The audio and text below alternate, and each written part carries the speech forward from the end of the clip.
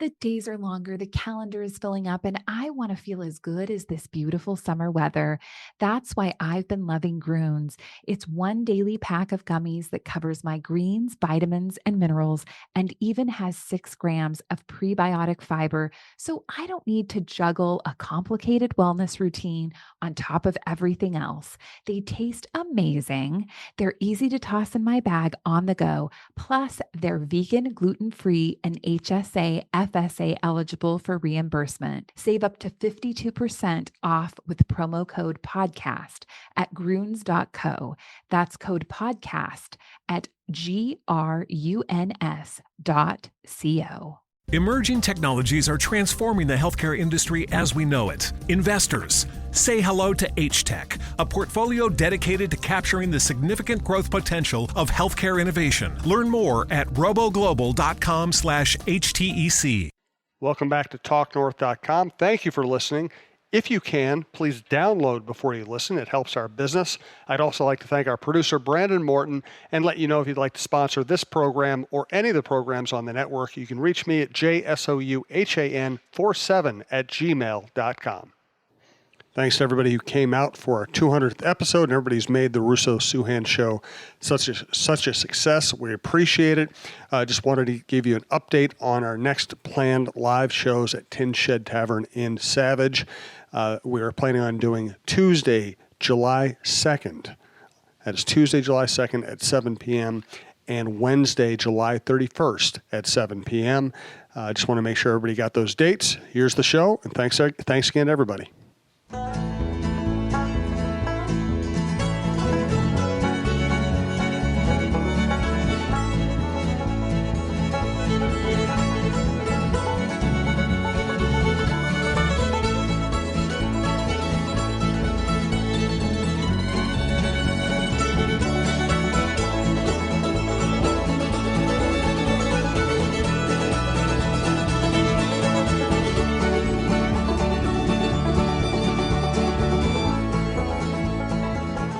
As you might have heard, this is the 200th Russo-Souhan hockey show, part of the TalkNorth.com podcast network. And this might be our largest crowd, too. Yeah, first of all, thank you for coming out. It's a huge crowd. Thank you for listening all this time. Thank you for supporting Michael. Thank you for supporting the network. We really do appreciate it. And I just want to point out that we started this thing with just me and Michael and that little board over there and Brandon running the whole operation and 2 stalkers. And we have grown. Now it's me. Who are the stalkers? It's Michael. It's Brandon. It's a little board, right? And we're up to 3 or 4 stalkers. We have grown. We've grown exponentially since we started this show. Remember the times that we used to do it in your apartment building when you lived on above the Whole Foods, and it was like that little room, and it was super hot, and it was pretty funny. That wasn't your anxiety? You actually talking about temperature? It was ridiculous hot. Of course, you wore long-sleeve shirts when it's 100 degrees out, and slacks, and dark socks. The one that this is what he sunbathes in, by the way. This is the U.S. Bank. Remember when you lived by there too, and we'd like be doing a podcast in that place, and like all of a sudden the apartment building would be giving a tour of the party room, and just in the middle of the podcast, just start walking in. Yeah, very professional. Yeah, well, it's how we roll. And by the way, I referenced stalkers. That was my attempt to get you to think about Russo slacks. Oh, yeah. And grown. I thought you meant Vicky. And you didn't Vicky. do it. No, Vicky's not a stalker. Vicky's a support. Vicky comes out to the shows. Russo slacks really is a stalker. He never shows up. I know. He just sends strange photoshops of us. Yeah, that's They're exactly accurate true. photoshops. It is humbling that everybody listens. I wouldn't do it. Well, I mean, I don't listen to the show. Hey, next time you try to sell some ads, you should put that out. You should give that as like a little snippet of like, hey, advertise with us. I really wouldn't. I wouldn't listen to this. I wouldn't listen to this. So Brandon has to edit it. So Brandon's like the only person we're actually sure actually listens to the show. And that's he kind of has accurate. to. Because he has to go through, and he basically has 2 jobs on this show. He has to go through and take out all Russo's cussing, and then he has to go out and 5 minutes after every show, Russo will be driving home and he'll pull over and he'll call Brandon and say, listen, take out all the stuff I said about this and all the stuff I said about this. Remember when my mother ripped a certain player on the podcast? Yes, and I do remember that. I called Brandon. I'm like, you got to get that out of there. It was just, Remember when I He teased? still plays for the Wild, too. Remember when I teased your mother and you made us take that out of the show? Really? Yeah. I don't remember that. I don't know. He doesn't remember that one. Yeah. Right. So... All right, let me do some bookkeeping here, and we'll get to some actual hockey talk. Once again, thank you to everybody for coming out. Big crowd here. We are at the Tin Shed in Savage. I actually said that properly for once, which is not easy for me. And Brian, who runs Tin Shed, is going to give away 6 pairs of tickets for Wild games this winter. It's a really generous thing. It's a really cool thing. Again, everybody's here already knows the deal. You put your name in the fishbowl to my good right games, up here. too. Look at that. Yeah. You got Edmonton, Connor St. McDavid and the Louis. Oilers, Stanley Cup champion Blues. Nino Niederreiter coming back to Carolina for the first time. Ottawa. Chuck Fletcher and the Philadelphia Flyers, and Jason Zucker and the Calgary Flames.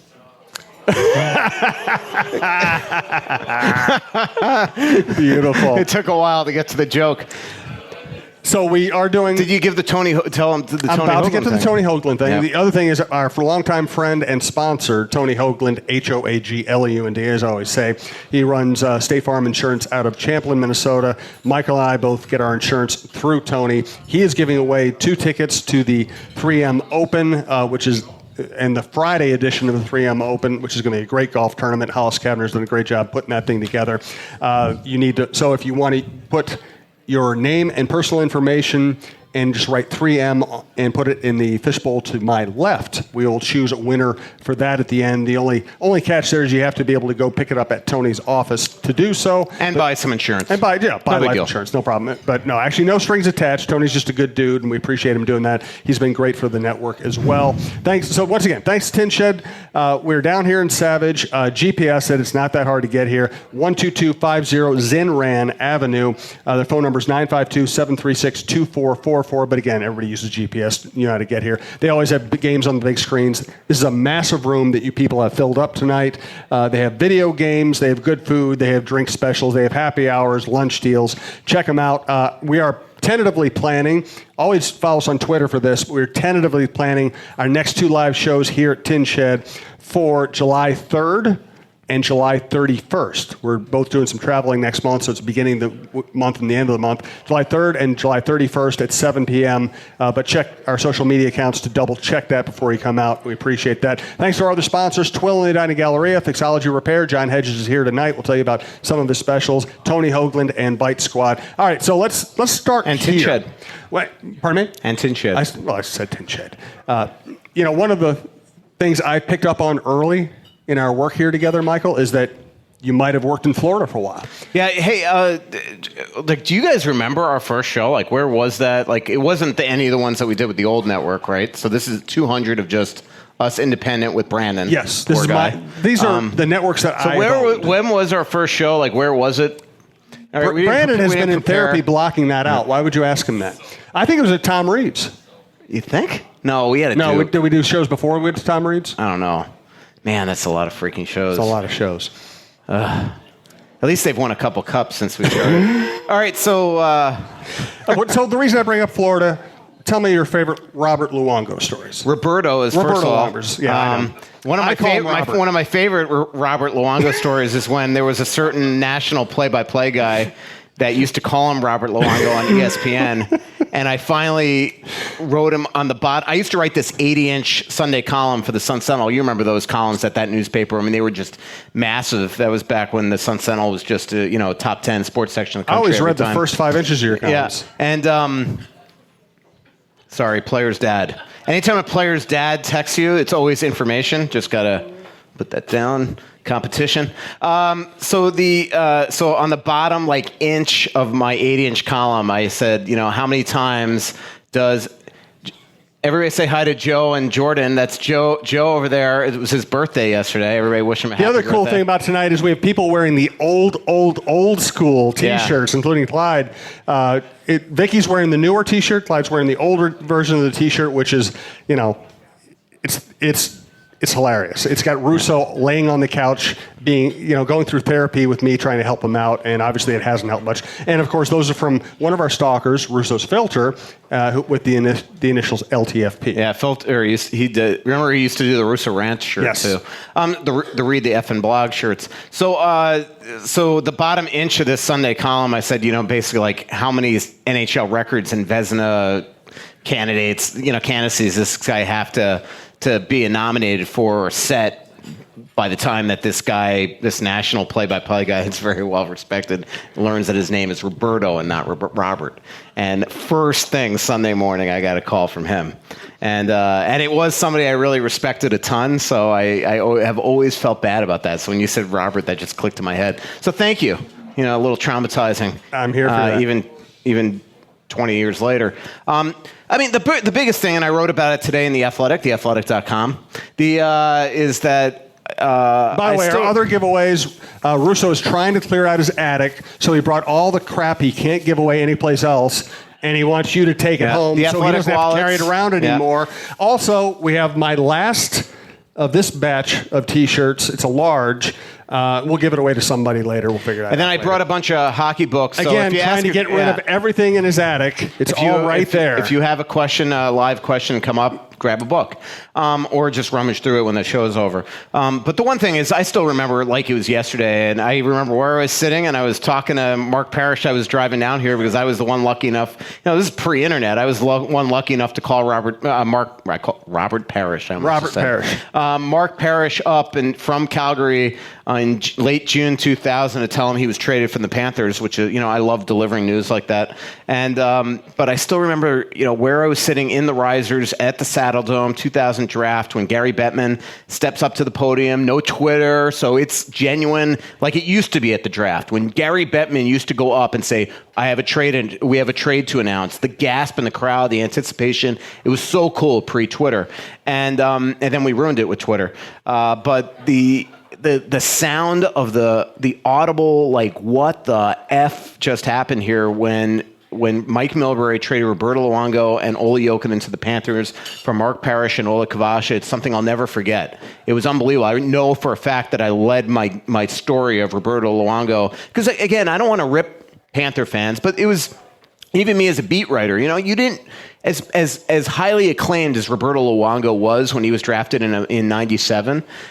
In Florida, they didn't know that this guy was awesome or this guy had a chance to be in what he's going to be, a Hall of Fame goaltender. They just knew they traded Mark Parrish away, who had scored 50 goals his first 2 years with the Panthers, which was really funny because when the Panthers acquired Mark Parrish 2 years earlier, it was for fan favorite Tom Fitzgerald. Almost GM of the Wild, by the way. It was for fan favorite Tom Fitzgerald, and they were pissed at that trade. So it always takes a while for that fan base to realize, all right, maybe we got something here. But that sound just showed, I think, everybody in South Florida that, wow, they just traded for an absolute stud goalie. And ever since John Van Beesbroek, they hadn't found that. And then getting to know Roberto over the years, playing poker with him a couple times. He's one of the funniest human beings ever, to the point that he had that Twitter account, Strombone1, and nobody knew it was him for a long time until finally everybody suddenly realized by going through his followers and all this, there was basically almost an investigation by just some random person that realized that Strombone1 was Roberto Luongo. And probably. But his first ever shutout with the Panthers was here in this building. It was Game 6 of the 2000-2001 season. We came in from Colorado. And I stayed at the Airport Marriott, and I remember just going to this game, and they hadn't won in 5 games, winless in 5, and Luongo has a 0-0 tie against Jamie McLennan. And who knew? But then, year 2000, I'd be eventually covering this is going to be my 15th year covering the Wild coming up.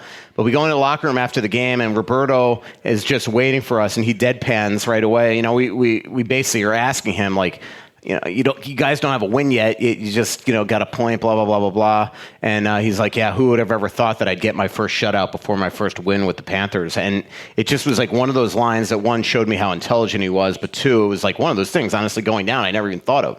Like, here it's his first 6 games with the Panthers, future Hall of Famer, and he hadn't even had a victory yet after that gigantic trade only a couple months earlier.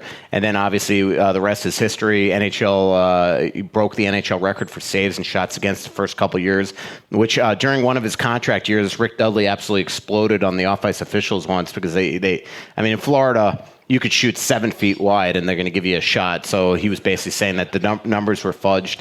Another time, 2003 waiver draft. There used to be something called the waiver draft in the NHL where they basically would do a draft over the phone and you could not lose. It was like the rules prevented the absoluteness that you could lose 2 goalies in the waiver draft.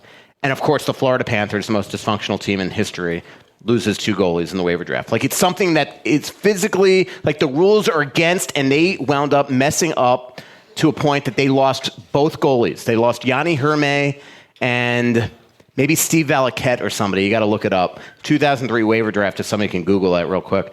So we walk in the locker room, and we're ready just to crush management. And Luongo's alone sitting in his stall, and he looks at David J. Neal and me, and he goes, last man standing. And he's just wearing a towel. And honestly, it was the funniest thing that I think I've ever seen. And then a couple other Roberto Luongo things I wrote about today. I mean, they had this thing in Florida called Luongo's Legion. And these fans, in South Florida, it's a weird fan base because in the lower bowl, it is the super rich, Boca Raton, Weston, Florida, Palm Beach, all those people. And they want to sit there and enjoy the game. And then you had upstairs in the upper deck end zone, they had Luongo's Legion. And what happened is this guy that owned Pizza Time, this incredible Italian restaurant in Coral Springs, whose daughter at the time was dating Roberto Luongo, became the biggest Roberto Luongo fan. I mean, just Italian guy, didn't know hockey rules, hockey etiquette. And he would come with all his buddies and the chefs of the joint, and they would play every save that Luongo would make. They would start chanting Lou and then start playing these drums, and we dubbed them Luongo's Legion. And the super rich fans down below got all over management. I still remember to this day, Michael Yormark was the CEO at the time, and all over management for allowing them to even bring the drums in. And the Panthers finally sheepishly had to go to the future father-in-law of Roberto Luongo and basically ban these drums coming into the arena for their superstar goalie. But he was just a great guy to cover, and especially at the beginning of his career, before he became a superstar, just one of the great people I've ever covered. If you want to check out Tin Shed's information, it's tinshedmn.com. Also, please follow them on Twitter. Just a good way to stay updated with all they have to offer and our shows. I also want to thank our longest-running sponsor, Twill, in the Edina Galleria, twillmn.com. I got this shirt at Twill. I basically just went on vacation where I wear their stuff all the time. So super nice stuff, but also really super casual stuff. I'm here with my wife, Stacy. We went to Twill in the Edina Galleria the other day. We saw Scott Dayton, and I bought the nicest sport jacket I've ever owned, the most comfortable pants I've ever owned. They're Bracks, a nice pair of loafers that I can wear to the ballpark. I think they're called Tracks. And I bought a bunch of Stenstrom short sleeve shirts to go with my Stenstrom nice dress shirts. And, I used to wear just disposable clothes. Now when I buy something, I buy it at Twill. I know it's going to last me the rest of my life, and it's going to be comfortable. And on top of that, it's not just the best stuff you've ever had, but it's really everyday things that you can wear and that will fit all occasions. Yeah, I've worn the Stenstrom short sleeve shirts every day this week. When I dress up or even just want to look nice at a game or a Lynx game or something, I wear the Stenstrom dress shirts. But really, the Bracks pants are the most comfortable I've ever worn. They are more comfortable than jeans. I never thought I'd have anything more comfortable than a broken-in pair of jeans.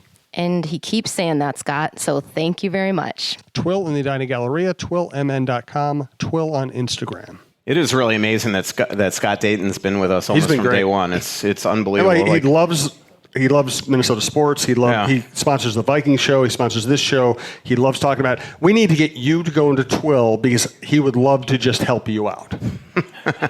Thank you. Did that sound as bad as I think I made it sound? Yeah. Check your voicemail. And Brian, whenever you get a chance, come on up and let's give away those tickets. Until Brian comes up, we'll continue here. Were you done with the Robert Luongo stories? Yes. I'm sure you know me. Other stories will pop in my head as the show's going on. Stream of unconsciousness. Yep. All right. out last week. I just thought of another one. 2004 All-Star Game. This is a bad one. So again, who knew? I mean, 2004 All-Star Game, who knows that, like, in just a span of a year, I was going to be covering the Wild. It's crazy. But 2004 All-Star Game, which would have been my last All-Star Game for the Sun Sentinel covering the Panthers, Roberto Luongo is in the game. And we do this, we do it at everything. Stanley Cup Final, I mean, you know, don't hold it against us. Kind of unprofessional, but it's not as unprofessional as baseball writers that do, like, in the middle of a no-hitter, a pool to see who's going to break up the no-hitter. Yeah, I never liked those. Yeah, I mean, yeah, listen, we baseball writers do that. I'm not going to deny it, but I never really liked that. But we do a winning goal pool for big events. So like during the Winnipeg Minnesota series, I might have been the ringleader for the game-winning goal pool, and you go in and everybody pays $10, and whoever gets the winning goal, whoever has that ticket, gets $360. If it's a what's the word I'm looking for? A clinching game, which is not the word I was looking for, but if it's a clinching game, it's $20, $720. So we're at the All-Star game, and I picked it was either Kovalchuk or Ovechkin. I cannot remember. I think it was Kovalchuk, and all I needed was Roberto not to give up one more goal in the period he was in, and I would have won the game-winning goal pool. And he did. Right at the end of his period. And we go in the locker room, and David Neal from the Miami Herald told him how pissed I was at him for giving up this goal, and he legitimately was angry at me. And I think he had a right to be. Yeah, so that was one of them.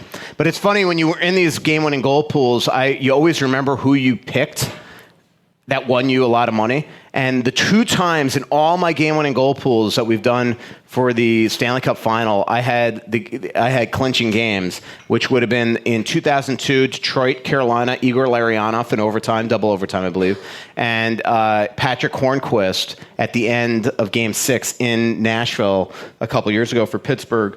In both times, $720 wins. And it was funny, I was sitting with Greg Wyshynski, who was at the time Yahoo, but now he's at ESPN. I think he was definitely, because he was talking to ESPN at the time. And he was sitting next to me in the press box that whole time. And I was sarcastically, every time Patrick Hornquist got the puck, rooting for him, to him. And it was a joke because I was so pissed when I got Hornquist, and I picked him because he was basically playing like 9 minutes a night, not getting any ice time. And so every time he got the puck, I'm like, come on, you know, like that. And it just became a stupid joke the whole game. And then what do you know, with like a minute 20 left, somehow Hornquist winds up on the ice for like his 8th or 9th minute of the game. And Coley, I think Coley wrapped around the right corner of the thing, threw it up to the top, and then next thing you know, a couple things happen later, and Hornquist drives the net and scores the game-winning goal. Next thing I know, I'm sitting there writing a maybe Matt Cullen retirement story, and $720 just lands on my laptop from the guy running the pool that night. Did you buy a fourth watch with that? Yeah. Yeah.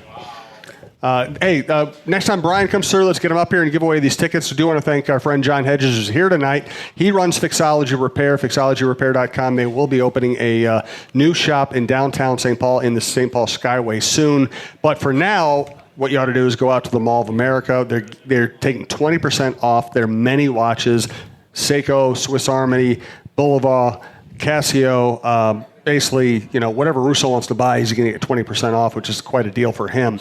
So go out, see John, say hello to John. John's a great guy. He runs a really cool shop, too, and they have a lot of accessories, a lot of cool stuff. Fixology Repair, fixologyrepair.com. There are some things in life that you just can't live without. Now, whether it's a special piece of jewelry, a watch, or even your smartphone, you want it in working condition. At Fixology Repair, we are committed to restoring your pieces so that everything works or fits the way it ought to. Watch servicing, chain repair, and broken screen replacements are just a few of the services that we offer at our 2 locations, Mall of America and the Skyway in downtown Minneapolis. Please visit us at fixologyrepair.com or at fixologymn on Twitter to learn more. Mention this ad and get a 10% discount on our services. All right, I was out of town for the draft, so just let's catch me up on what you thought of the draft. Well, first of all, the flight out there was awesome because everybody on the plane was like in hockey. I mean, you had the entire Nashville Predators coaching staff and managerial staff. Mike Yeo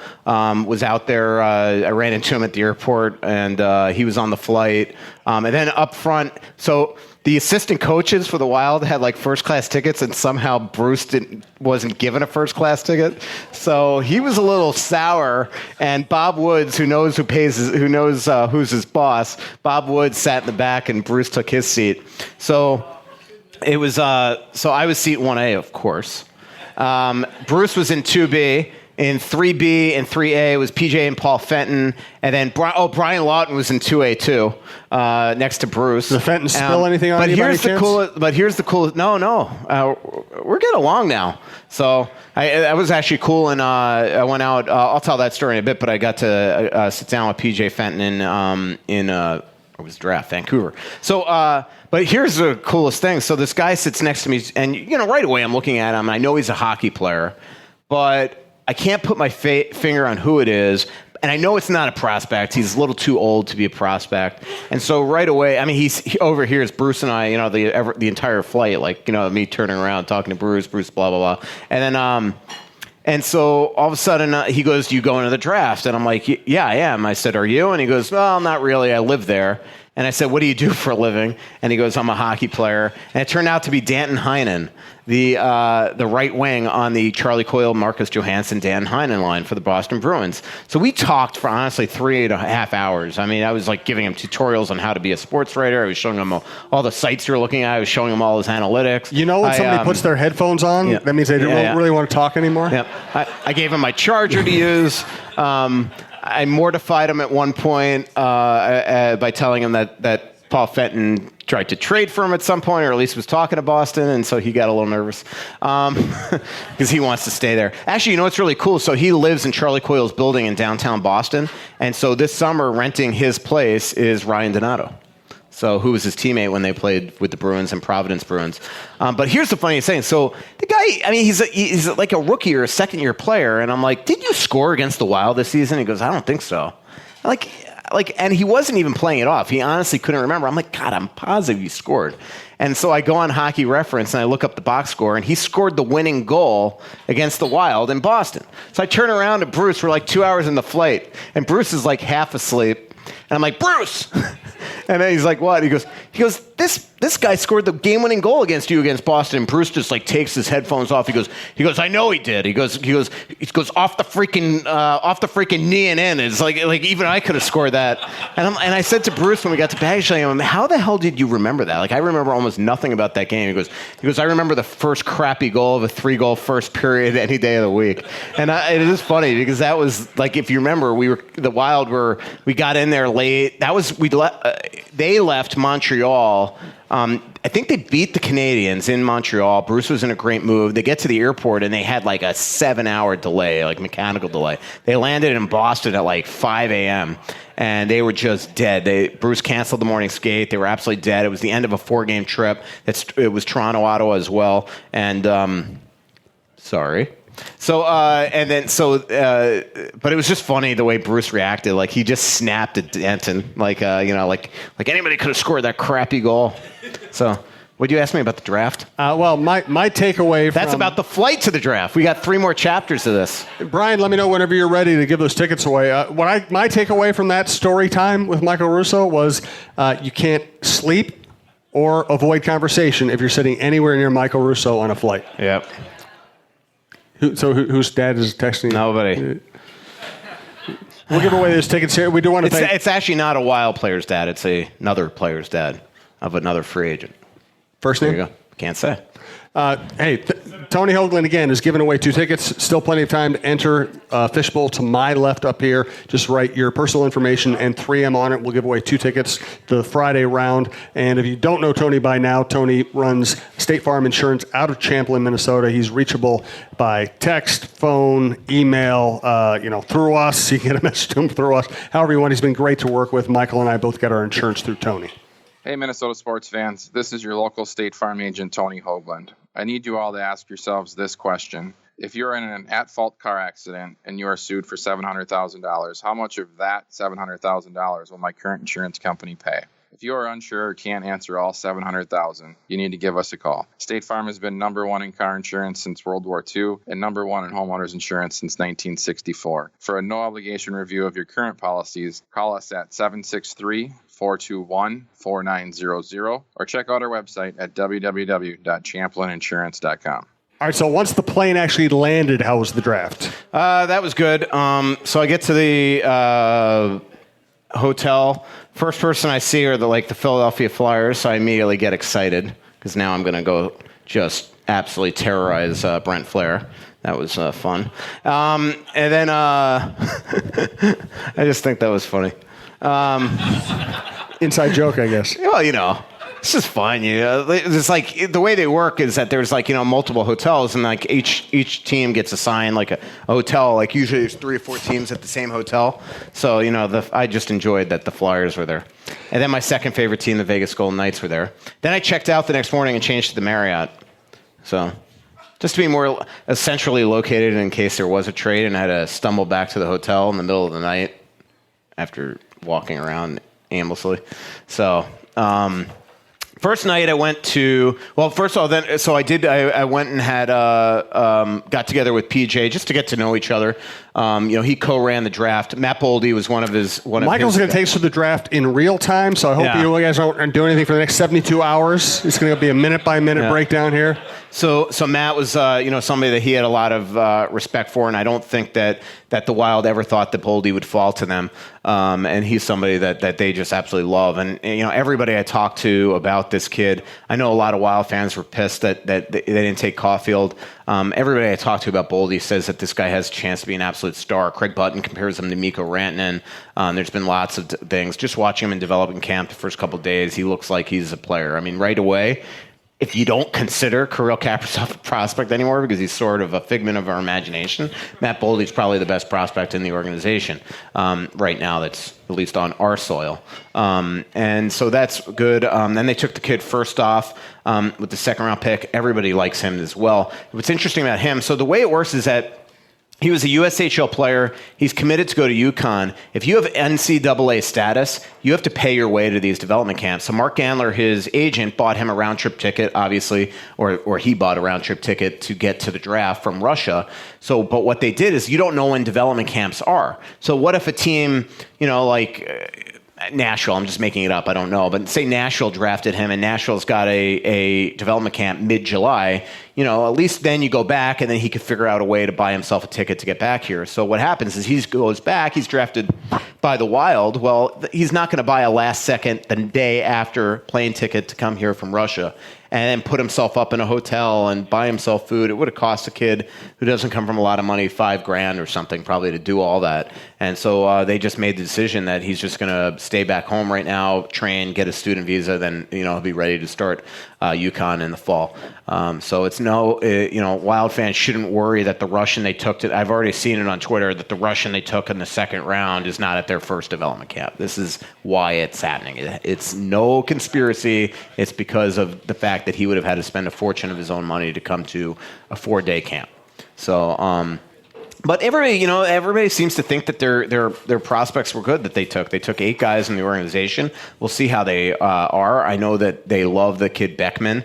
They feel like they got him as a steal. They drafted a couple goalies. Again, Craig Button thinks that Hunter Jones is the second best goalie in the draft. We'll see. Didn't have a great year last year, but it seemed like he played every other game. I think he just got burnt out. And then they took another goalie as a flyer in the 7th round. That's also that's going to college. And so a couple Russians. They took the Marshall Warren kid, who's a defenseman from Long Island, by the way, defenseman with Matt Boldy on the U.S. national team. That's also going to Boston College. So good draft. Didn't make a trade yet. Do you want to get to a commercial, or we can go right into that? Let's think Bite Squad, bitesquad.com, or use the Bite Squad app. They now have a deal, $5.99 a month. You get unlimited delivery all month for that $5.99, anything within a 4-mile radius. Obviously, we want you to come eat at Tin Shed down in Savage, but if you're anywhere else in the metro or you're just not going to go out, Bite Squad's the way to go. Food shows up restaurant quality. Upload your information to Bite Squad app, and ordering is very easy. It's prompt, but the best thing is the food shows up looking and tasting like restaurant quality food. So check out bitesquad.com or Bite Squad, the app. And Brian, whenever you're ready, we can give away those tickets. You ready now? Cool. Hey, everybody give Brian a round of applause for hosting the show. We appreciate it. As you can see, there's a perfect place to do this. Sometimes we sell out this part. And tonight we've sold out the whole thing, which, again, I appreciate everybody who showed up. I also appreciate Brian and Tin Shed for handling that. So, Brian, how do you want to do this? I'll do the drawing, and I'll just leave them for you guys to kind of call them out. Okay. First of all, I just want to thank everybody for coming out and supporting the Tin Shed and supporting their show. I know everybody, Michael and Jim and I all appreciate it. Quick reminder on how this works. Every live show, you can enter into win the drawing for 2 tickets to a wild game. You have to be at the live shows when we draw to give them away. So everybody here, great crowd again today, has a chance to win. We'll draw a couple times throughout the season. But since this was the 200th show, I thought, let's give away a bunch and do a big thing. Let's go crazy. So I'll just grab the bucket here. Here we go. Let me hand it off to you. Draw some names. Hopefully you guys are here. First one out of the bucket is Sharon Feiberger. Wow. Sharon Feiberger. Yeah, she's here. All right. Sharon, good friend, came on one of my first Europe trips and also made me an incredible gift for my birthday, Trampled by Turtles Owl logo. Wow. That's in my office right now. So very, very happy to hear Sharon won that. So what I'll do is, Sharon, you'll have the first pick of these 6 games that are available here, and then down the list, people will get to choose from whichever ones are left. Do you want Sharon to come up now, or do you just want to deal with those later? I'll do it later. Good. Second one is John Cummings. John? You here, John? All right. All right, good deal. So far, so good. 2 for 2. Next up is Sam Schmidt. Yeah? All right. Fourth one here is, how about Jessica Burgoyne? Burgoyne. Yay! Yeah. By the way, we're going to continue to do this show here. We're going to continue to give away tickets. You might want to follow Tin Shed on Twitter, Tin Shed Savage, as well as checking out their website, tinshedmn.com. How about Matt Yetzer? There it is. Hey! Look at it, all disingenuous the way they're clapping for you. Because they know there's only one left. 1 to go. And again, after this, we'll also open it up for live questions. Anybody comes up, if you ask a live question, you come over here and take your choice of either the T-shirt, one of Michael's books he's trying to get rid of, or any of the other stuff he's trying to get rid of. Peter Rampart. Yes! Hey! Yes! There we go. Congratulations.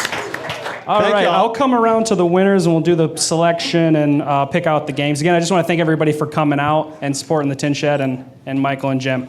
Awesome. Thanks for Thank doing you, Brian. that. That's we really appreciate cool it. Really cool. And by the way, to be clear, this is Brian giving away tickets, not us. Brian is doing this, so we really appreciate it. Yeah. He'll be around, and thanks everybody. And again, we'll do the 3M show like right at the end of the show. So the 3M giveaway at the end of the show. So get in there if you can go on Friday. It's also time to do live questions. Anybody who wants to ask them, don't be shy. I know Heather Rule texted me saying, "Hey, her parents are here, and they might need some encouragement to come up to the mic." So let's not be shy. Come on up.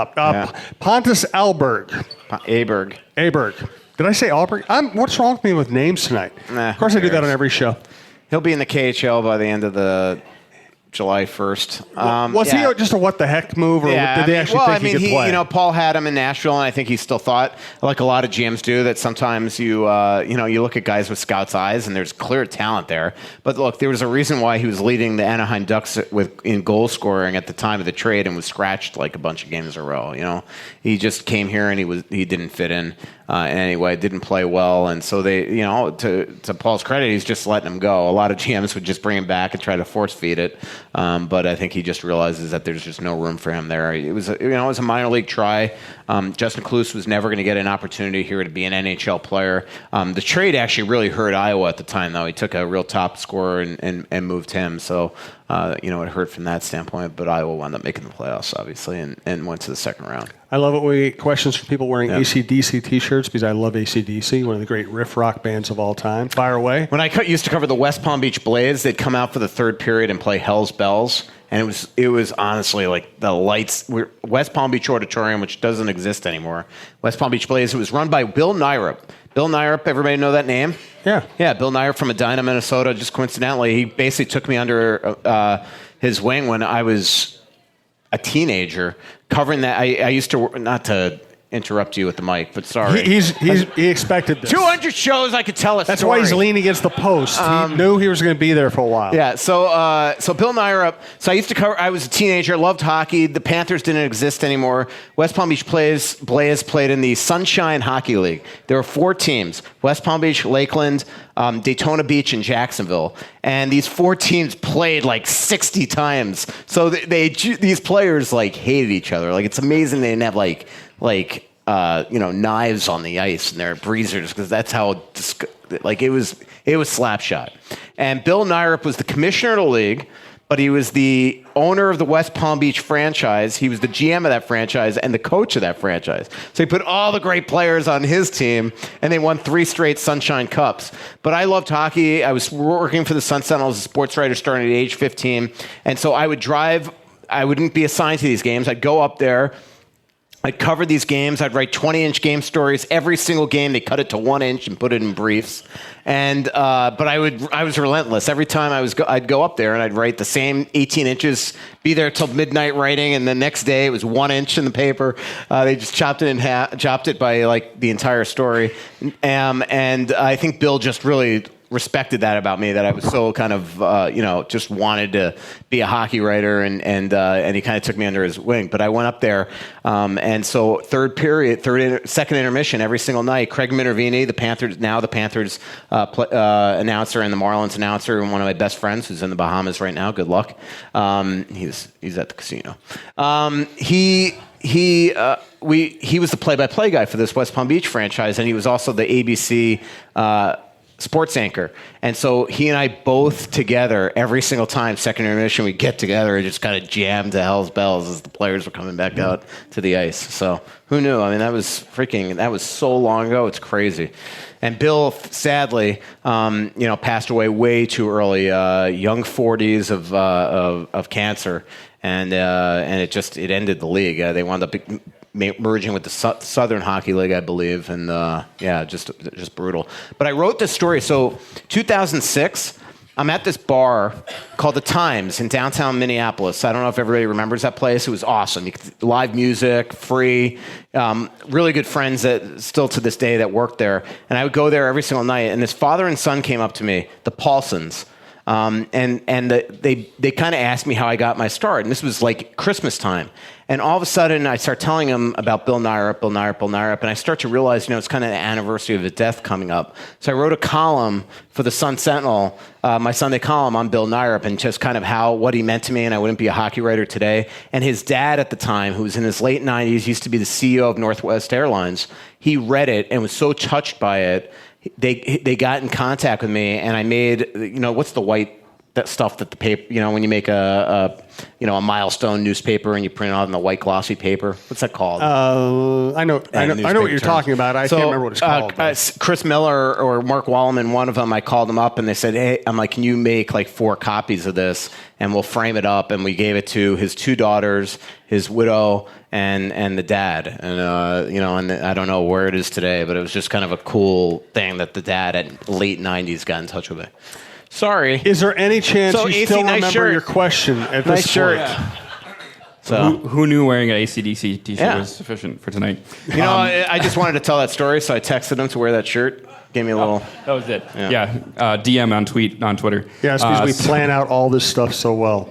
So my question is, I know some AHL teams who have too many goalies will sometimes loan out a goalie. Mm-hmm. Will the Wild be the first team to loan out left wings? Yeah. Very nice. Well done. They are right now looking at right wings. We haven't even talked about the team yet, but right now, here's what's going on with the Wild. I've enjoyed it. They are.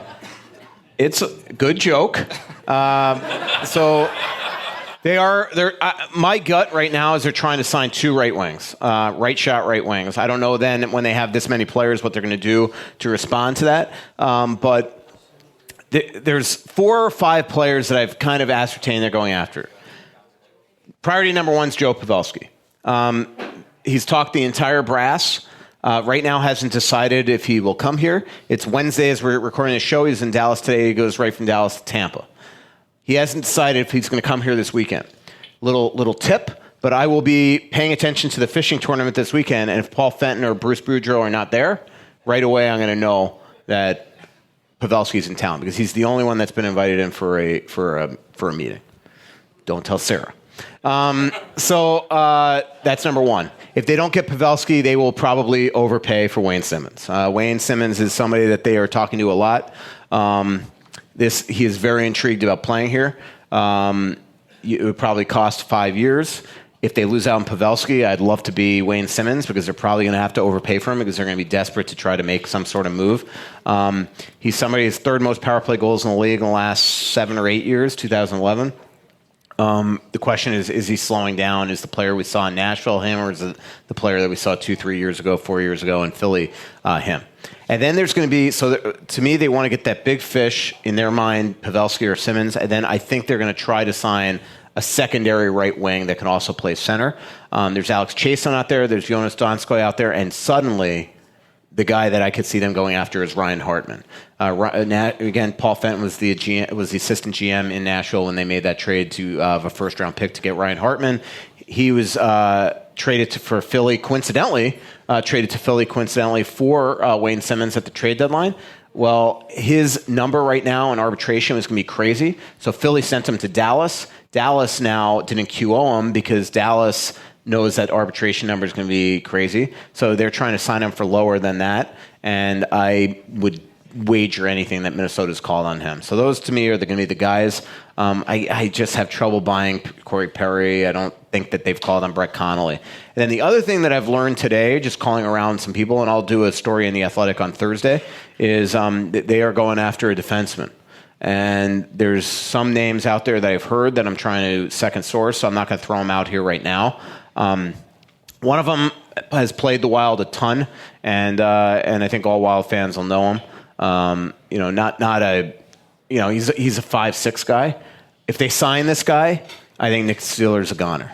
I think if they sign him, I could see them trading Seeler unless they have a way to get out of Patterson.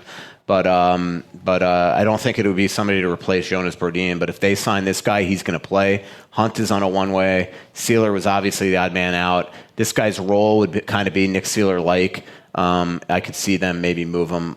There's 2 or 3 defensemen out there right now that I think probably interest the Wild. But I was shocked today when I called a couple agents and I heard some of that they were talking to defensemen. So, but I don't want to say who yet. It's not somebody that's going to be like, all of a sudden, like Wild fans will be like, we're going to win a cup. You've just had a record for question askers at the Russo-Souhan show. You stood there for half an hour. Yeah. 15 minutes before the question, 15 minutes after the question. New world record. Thank you. And you know what? You get to take all this stuff. Just take it all. Take whatever you want. Thanks, guys. Thank you. Appreciate it. Other live questions? Vicky, do we have a Philip Calendar question? Can we do a 200th show without a Philip Calendar question? I think not. Vicky's going to come up and ask hers. I don't think Philip actually exists. I think these are Clyde's questions, and he just doesn't want to admit it. That would be funny. Yeah. It's a nice segue because his question is about Pavelski. I know bringing a player in the latter third of their career like Pavelski comes with downside risk, especially if you sign him for 3 years. But isn't that a worthwhile price to pay to essentially buy 2 years of development for Fiala and Cunnin on the right wing? Fiala's going to play right wing. Is that most likely? The only thing though is I just, especially if they got say 2 of those 4, I just wonder where's Greenway, where's Cunnin. All of a sudden they just have a lot of players. Are you really sending one of those guys down to the minors? Makes very little sense. Pavelski is an interesting guy because he doesn't skate great, and he scored 38 goals on a team that has a lot more talent than the Wild. He won't have Brent Burns shooting 500 pucks a night at him to show off his incredible stick handling or stick skills in terms of getting shot deflections and tips and things like that. In fact, the Wild don't even get shots through. So it concerns me. But Simmons on 5 years could be concerning as well. So Pavelski's a winner. In the locker room, he would be great. Same thing with Simmons, by the way. I mean, this guy's character is off the charts. So those are the pluses. Net front for both guys would be absolutely awesome. So look, there's risk with anything when you go into unrestricted free agency. You give a 31-year-old like Wayne Simmons 5 years, that could be as big a risk as giving a 35-year-old like Joe Pavelski 3 years. So, it's worthwhile maybe for the short term. But the question is, especially if you go long term with Wayne Simmons, is that an eventual buyout years 3, 4, 5? We might see. If I had to put up some money of my own right now on who the Wild sign, I think Simmons is the Wild. I just don't think at the end of the day, I think it's a little concerning that Pavelski hasn't come here yet or hasn't committed to coming here. You would think he'd want to check it out, besides just talking to Bruce and Paul and Craig. And I just think that Wayne, if the Wild lose out on Pavelski, and it is interesting, Wayne Simmons is in this spot where he's gotten more than a dozen calls, but everybody's going for the big fish. And then when they don't get him, Wayne's going to make a lot of money because they're all going to come to him kind of desperate. And Wilder might be the most desperate of them all. And the other thing with Wayne Simmons is he's really good friends with Chris Stewart, and Stewart loved playing here, thought it was a first-class organization.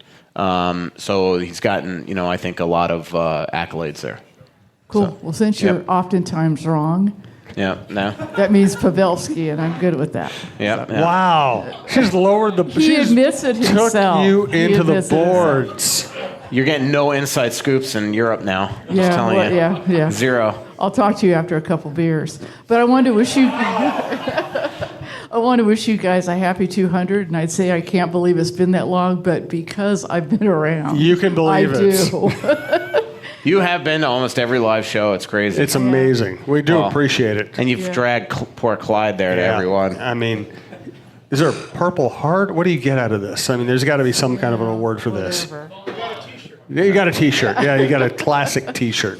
And Slacks wants me to tell you that he won't have access to Photoshop in 2 more days. Why? He has a job change coming up. Oh, okay. Does that mean prison? Well, I had to tell him that we call him a stalker already. Yeah, well, But I thought he prided himself on being a stalker. His old job was where he photoshopped stuff? Is that the deal? Apparently. Oh, okay. Is that why he no longer has a job? He got fired for photoshopping us, Could be. which is the greatest gift we could get for our 200th show, I think, is Russo Slacks getting fired for photoshopping Michael Russo. Sadly, there's no Photoshop apps. There aren't? I mean, there are, right? I would only think so. ask somebody else to do it for him anyway. That's true. Yeah, whatever. All right, thank you guys. Thank you, Vicki. Appreciate it. Okay, here comes Bert. What do we got, Bert? This has been a long podcast. Says the guy who's talked for 2 hours. And I did. He's tired. I did the 9 to noon show this morning, so my throat is just beyond sore right now. That's what you get paid the big bucks for. Yeah. So what's up? First of all, I want to know why everybody's surprised about all the left wingers. I mean, this is Minnesota after all. Where's our drummer when we need him? That's funny. Jokes write themselves. Trump almost won Minnesota last time, right? Didn't Hillary win Minnesota by like very slim margin? Yeah, it was very slim. Yeah. My serious question is Matt Hendricks, the new position. What exactly are they looking for from him? When I talked to Paul in his office a couple weeks ago, he wanted to add Matt. First of all, a lot of respect between Matt Hendricks and Paul Fenton. Paul drafted him in Nashville. I think it was probably likely that since Minnesota wasn't going to re-sign Matt, that only Winnipeg would, and I think he got word from Winnipeg that they weren't going to re-sign him, so he knew his career probably needed to go to the next phase. And I think that Paul really was intrigued by having a forward and a defenseman now in the development team. And also Brad Bombardier has traveled immensely the last several years. He's basically been a one-man show having to go. I mean, this isn't just somebody that goes to Iowa. He's going to freaking Quebec and, anywhere the Wild have a prospect, he's constantly going. Like the smallest towns in Canada to go get Wild prospects. So now you kind of split them up, and now Brad can take care of the D, and Matt Hendricks can take care of the forwards. Thanks, Bert. Appreciate it. And thanks to Bert also for being here so often. And guess what?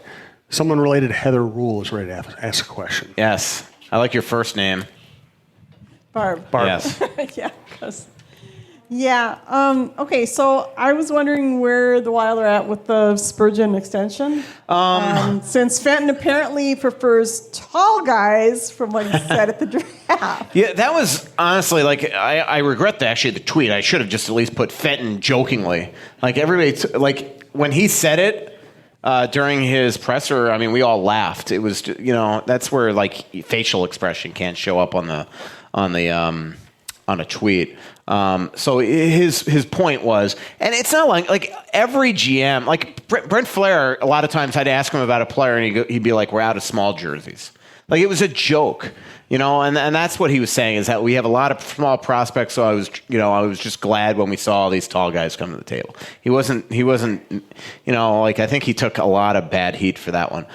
In terms of Spurgeon, he wants to, regardless of size, he wants to bring back Spurgeon. Spurgeon wants to, at some point this summer, get in front of Fenton and have Fenton explain to him his vision for where this team is going. And that will determine whether Spurgeon's willing to sign on the dotted line this summer. If he doesn't re-sign going into this season, then the Wild are at a risk of probably trading him and losing him. Because then what's going to happen is if the Wild have a bad year, which is very possible, then you get to the trade deadline on February 24th, and now we could be looking at Mikko being traded. We could be looking at Spurgeon being traded. All of a sudden the Wild could really genuinely, for the first time in years, be an absolute seller at the deadline. But right now the goal is absolutely to sign him. And if they trade Spurgeon, I will say, if the way things are looking right now, there could be a lot of right shot D available. They're really good next summer. So, it wouldn't be the absolute worst thing in the world. But they absolutely want to keep him. So, good question. Thank you, Barb. I'll be seeing Heather the one thing I will say is Spurgeon's value is a lot higher now than it will be at the trade deadline, in my opinion. So the fact that if they go down the road of trying to extend him and then he doesn't sign, you're probably not getting nearly the return, most likely. Let's buzz through. Feel free to come up again. If anybody else has another live question, we will take that first because you showed up here. But let's buzz through a couple of Twitter questions before we get out of here. From Cody Kobernick, how's Zucker doing during all these trade rumors? He admitted to me when I sat down with him a couple of weeks ago that it will be easier said than done than just forgetting all this. But he's a professional. He'll do it. It absolutely looks like right now they are keeping him because I don't think Andrews is going to sign here. So then, they don't have to really create that spot. If all of a sudden things pop up, I mean, there could be a trade at any point still as well, at any point this summer. And it's funny, when I was shooting the breeze with Fenton at baggage claim coming back from Vancouver, we were just shooting breeze, and he kind of said something that has been reverberating in my head really the last week. It was kind of like a little reminder that just in case, just if I don't make a trade now, it doesn't mean that nothing could pop later in the summer. And I do think a lot of these teams right now, one with the cap going down, and two with the fact that so many teams have to sign so many restricted free agents to such expensive contracts. I think a lot of teams are scared to make trades right now because they want to count their money at the end of the summer. And then once these guys are signed, all of a sudden you'll be like, wait a minute, I have $4 million. I have $3 million. I have $8 million or whatever. So, I mean, Winnipeg with Laine and Connor, Besser with Vancouver, there's a reason why all these agents right now are not signing their restricted free agents. Aho, Marner, it's because they want to see what the first or two guys go, and then all of a sudden that'll create a market. So... Yes, sir. So, sounds like you're referencing Tyler Myers. No, it's not going to be it's going to be a third pair defenseman. It's not going to be a super rich defenseman. It'll be somebody that'll probably get a couple $1 million. Okay, and then for the draft, it just seems like Caulfield's exactly what we need, a right winger that can score. Do you know why they passed on him? No, you know what? The one thing I will say is when you're talking to scouts and the GM after a draft, they're never going to tell you why they didn't take a certain player. I mean, we could just assume that they liked Boldy better, that he was ahead of them on their list, that they never thought that he'd fall to him, and that they were probably concerned about his size. And that's a valid thing. I mean, the guy is electric goal scorer, but you do when that guy walked. I mean, I wrote it in one of my things the other day, a mailbag. When he walked by me on the aisle coming back from Vancouver, I could not believe it was him. I mean, and that's all. I mean, he's incredible, but I'm just like, that guy is going to play in the NHL. I mean, he might be generously listed at 5'7". And so I get it. But again, if all of a sudden at the end of the day, Boldy is a freaking 50 goal scorer in the NHL or the next Johnny Gaudreau or Jabrinket, and Boldy doesn't amount to being a Mikko Rantanen-like 2, 3, 4 years ago, later, from now, we can all look back on it and say they maybe made an error. But I am one. Philip Johansson was different because we all knew that was like out of left field. But I am one that have never on the day of a draft ripped draft picks because it just, even when they took, was it Eriksson Ek over Besser? You don't know. Then Besser, scores what he does in the NHL and Eriksson Ek doesn't. And you look at Besser and all right, they effed up, in my opinion.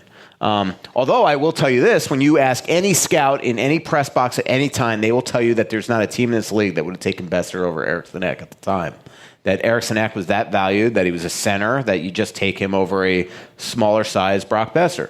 In hindsight, I wouldn't do it, especially a guy that grew up right down the road and is as awesome a player and as person as Brock Besser is. So actually, one more question. Now that you mentioned Brock Besser, I know the Wild have interest in acquiring him. Mm-hmm. Is there any chance they can swing a deal I can't for him? imagine. I mean, again, it is sort of weird right now because, Ben Hankinson's playing hardball, but, the one thing he said to me on the radio this morning that I forgot about is no team can sign Besser because he made his NHL debut the 1 year, so he's technically not your typical Group 2 free agent. He's like a group, I forget what they call it. I forget what it's called in the CBA. He called it 10.2, but I've always called it something else. So in a lot of ways, that gives Vancouver all the leverage in the world. Like it's, Vancouver could sit there and say, Brock, buddy, you're not playing. Sit here until you want to sign what we do. I mean, technically, they have absolute finite leverage because he can't go talk to any team unless they trade him. So Besser's going to re-sign. They're not getting rid of Brock Besser. I mean, you have to offer a haul to get him. I'm not saying I wouldn't try. I mean, make the phone call. They actually did try to make the phone call at one point for Jess Zucker straight up, and Jim Benning, the way I understand it, kind of like laughed. But hey, I mean, maybe pressure comes later in the summer if Brock isn't signed. My guess is Brock is going to sign there. Good questions. Thank you. Hey, so Ben Wilkie, did you want the tickets to the 3M? Yeah. Awesome. They're yours. So I'll hook you up with Tony Hoaglund. You can Google him or you can come talk to me. We'll get your email, whatever you want to do, but we'll make sure you get those tickets. Thanks for coming out. Yes, sir. So, Russo, in your opinion, what comes first, your 500th episode or a Wild playoff win? Ooh. No offense, but it won't be the 500th episode. Well, I don't know if we're going to make it to 205, but I appreciate the sentiment. So give him an answer. You have not answered the man's question. What? He's joking. Yeah. I don't think he's joking. Well, yeah. Hey, I'm Mr. Positive these days. As he pretends to look on his phone so he doesn't have to answer the question. And guy butters you up one time on an airplane, and now it's just lollipops and sunshine. Who? Fenton. Oh, no. That's just, it's the new Mike Russo. And we're just reminding you how awkward this show can be at times when Michael and I actually have tried to have a conversation. But did you have another question or just... July 2nd, you'll probably get the real Mike Russo. So. July 3rd. Well, I was just kind of looking at Cap Friendly, and if the Wild go with another older winger in 2024, they'd easily be projected like 25% of their cap space into older winger or older players that are going to be about 35 years old that may not be producing, and they want to get younger and better. Does Fenton ever actually think about these things? No, I'm sure he does. So counterproductive. Yeah, I'm sure he does. Fenton's in a position right now where the owner, though, wants to win. And so, I mean, it really is that simple. I don't know what Paul. I think that Paul really wants Joe Pavelski, regardless of age, regardless of pressure that he might be getting from the owner or things like that. But look, they want to win. And as long as Parise and Suter are here, you can never really go into your full rebuild. So the reality is that as long as $16 million almost is taken up by those two, 15.2 or whatever it is, you're probably, this is kind of the way that they're going to construct the team. And it's always going to be kind of going into free agency. But I get what you're saying. It does seem like an absolute a spinning cycle that just never ends. And, I'd be concerned too if all of a sudden in 3-4 years you got to buy players out or those guys are old. I can't imagine Pavelski is more than a 3-year deal, but Simmons is somebody that probably could command between 4 and 7 years, probably 5. Good questions, by the way. Yes, sir. So taking into consideration what you just talked about with the draft, what was your guys' opinion with the Red Wings taking the guy from Germany? Well, again, I don't know the player. I know the gasp because nobody was expecting it. It sort of reminded me of when they took Philip Johansson last year. I think this kid was at least projected to go in the first round, but not that high. When you love a player, you love a player. And obviously they love that player, but it did suddenly turn the first round a little upside down. And then Arizona goes and makes the pick to flip up there and take Soderstrom. So I don't know if they thought Minnesota was going to take him. Obviously Philly wasn't because they were willing to make the trade. And you knew Florida was taking the goalie. So I just don't really get. I mean, they must have had some intel that Soderstrom was going to go to one of those teams, but I don't see where it was.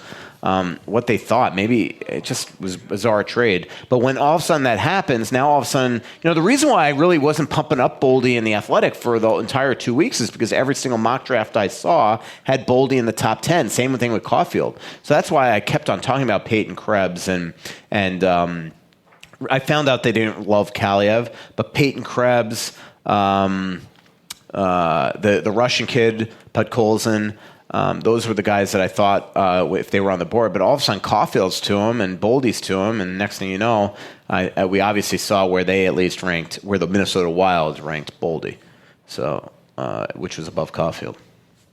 Let's wrap up the show with a pretty good Twitter question here. I looked at Brandon like Brandon's almost like when like the PR guy's like last one. I looked at Brandon for permission, so.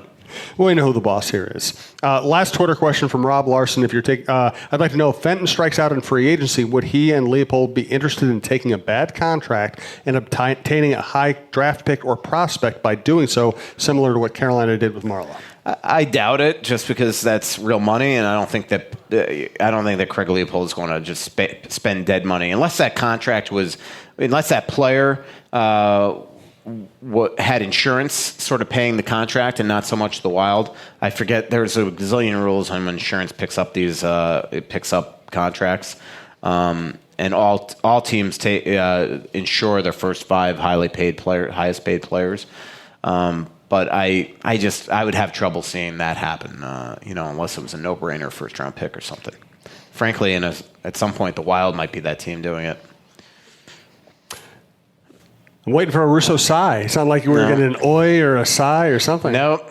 Okay. Before any more Russo sound effects, thank you all for being here. This is a huge thanks crowd. Everybody. I mean, there are always good crowds here, but this is a particularly huge crowd. We really appreciate you coming out. And thanks July to Brian. 3rd. Thanks to Tin Shed. July 31st. I need to confirm this with Brian, but it looks like July 2nd and July 31st are our next 2 targeted times. Again, follow us on social media and follow Tin Shed on social media. We got a yes. Confirm. Okay, cool. We're going to do it at 7 o'clock. We'll continue to play around. I think 7 o'clock has worked pretty well so far. We'll continue to read your suggestions on future times. Now, in 1 second, I'd like you guys to give both Michael and Brandon a round of applause for putting up with me. But again, I want to emphasize that we have to thank you. We would not still be doing the show. My network would not still be alive if it weren't for people who listened and went out of their way to help us out, basically. So rummage through those books too. And, please, Michael doesn't want to have to carry these to his car. Please take these and just recycle them. Take them to Goodwill. Do whatever you want. Once again, thank you. And once again, thank you to Michael and Brandon. And let's all give those 2 a round of applause, please. Thanks, everybody. Pretty little city built on a hillside. Music music in the bars and fire in the sky. We went to the beach and it was covered in ice, and I used to call it home. So much coming out, there's nothing going in. I know that you feel like you're never gonna win. Oh, but the world won't forgive a winner. Edit that out.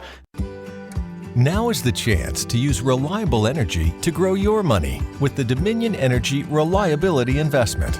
Our new investment product offers competitive returns, no maintenance fees, and flexible online access to your money. Make the reliable investment in reliable energy.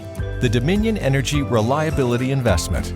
To find out more, go online to reliabilityinvestment.com. That's reliabilityinvestment.com.